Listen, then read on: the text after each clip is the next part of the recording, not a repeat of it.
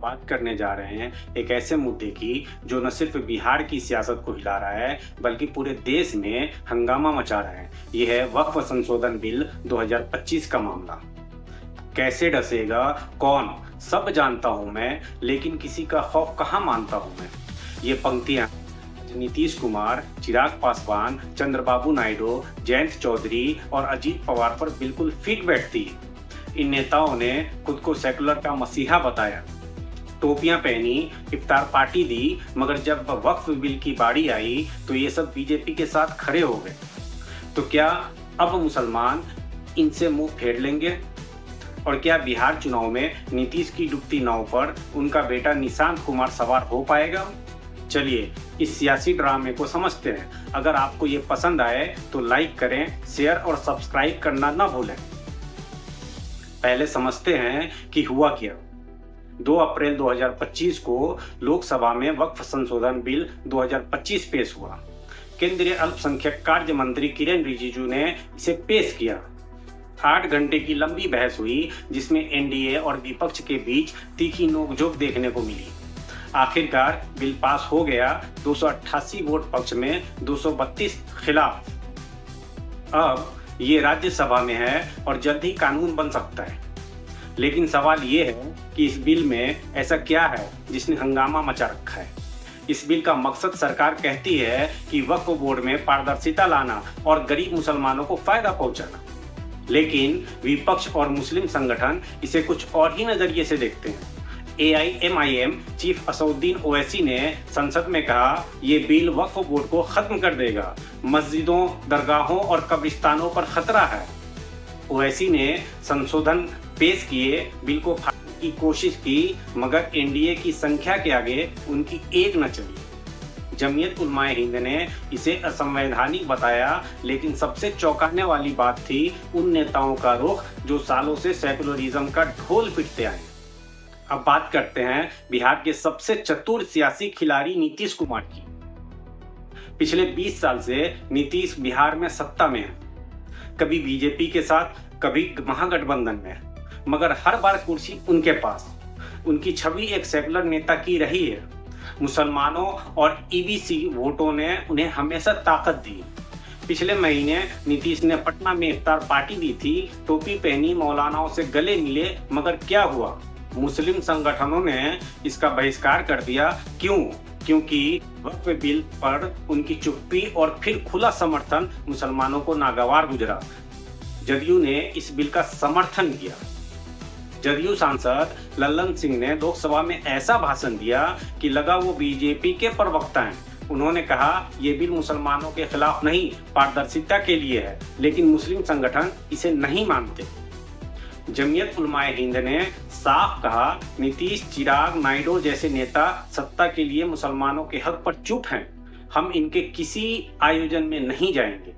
नीतीश की सेकुलर छवि पर अब सवाल उठ रहे हैं और ये सवाल इसलिए भी अहम है क्योंकि 6 महीने बाद अक्टूबर-नवंबर 2025 में बिहार में विधानसभा चुनाव होने वाले हैं। नीतीश इस बार अपने बेटे निशांत कुमार को लॉन्च करने की तैयारी में है। जनवरी में खबर आई थी कि होली के बाद निशांत सियासत में कदम रख सकते हैं, मगर वक्फ बिल ने नीतीश की नाव को डगमगा दिया है। बिहार में मुसलमान 17-18% वोटर हैं। अगर ये नाराज हो गए तो नीतीश की कुर्सी खतरे में पड़ सकती है। सवाल ये है, क्या डूबती नाव पर निशांत सवार होंगे? अब बाकी नेताओं की बात करते हैं। चिराग पासवान, जो अपने पिता रामविलास पासवान की सेकुलर विरासत संभाल रहे हैं, वो भी इस बिल के समर्थन में खड़े दिखे। चिराग ने कहा, एनडीए ने मुसलमानों के लिए बहुत कुछ किया है, लेकिन मुस्लिम संगठन इसे नहीं मानते। चंद्रबाबू नायडू की टीडीपी ने भी बिल को हरी झंडी दी।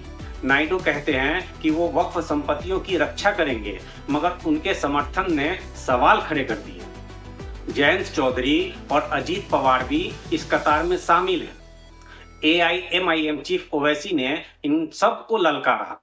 उन्होंने कहा, अगर नीतीश, चिराग, नायडू और जयंत बीजेपी के साथ खड़े रहेंगे तो मुसलमान उन्हें कभी माफ नहीं करेंगे। ये लोग शरीयत पर हमला करने की इजाजत दे रहे हैं। ओवैसी की ये चेतावनी बिहार चुनाव से जोड़कर देखी जा रही है, क्योंकि बिहार में मुस्लिम वोट किसी भी पार्टी की किस्मत बदल सकता है। अब सवाल ये है कि बिहार चुनाव में क्या होगा।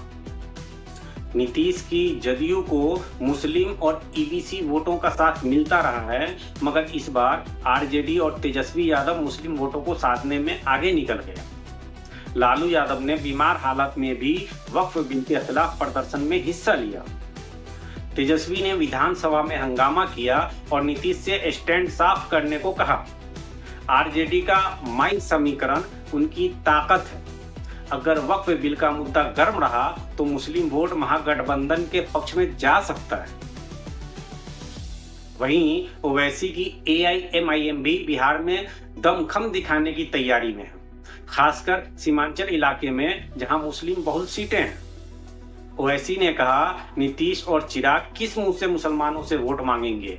दूसरी तरफ बीजेपी को लगता है कि अगर विपक्ष इसे मुस्लिम तुष्टीकरण का मुद्दा बनाएगा तो हिंदू वोट उनके पक्ष में ध्रुवीकृत हो सकता है। लेकिन नीतीश और चिराग के लिए ये दोधारी तलवार है। मुस्लिम वोट खोए तो नुकसान और बीजेपी का साथ छोड़ा तो गठबंधन टूटेगा। वक्फ बिल ने इन सेकुलर नेताओं का असली चेहरा दिखा दिया। सत्ता के लिए ये लोग नफरती बयार के साथ बह गए। मुसलमानों को अब समझना होगा, बीजेपी के सहयोगी को वोट देना मतलब बीजेपी को वोट देना है। बिहार में आरजेडी और एआईएमआईएम जैसे विकल्प हैं। आपकी नज़र में नीतीश की नाव डूबेगी या निशांत का लॉन्च कामयाब होगा? कमेंट में अपनी राय जरूर बताएं। और हाँ, जनता के लिए हमारा पैगाम, वोट की ताकत को पहचानें। जो नेता वादे करते हैं उनके काम को परखें। सियासत में नकाब बहुत हैं, सच को देखें और सच के साथ खड़े हों। अगर आपको ये वीडियो पसंद आया तो लाइक करें, शेयर करें और चैनल को सब्सक्राइब करें। फिर मिलते हैं एक नए सियासी ड्रामे के साथ।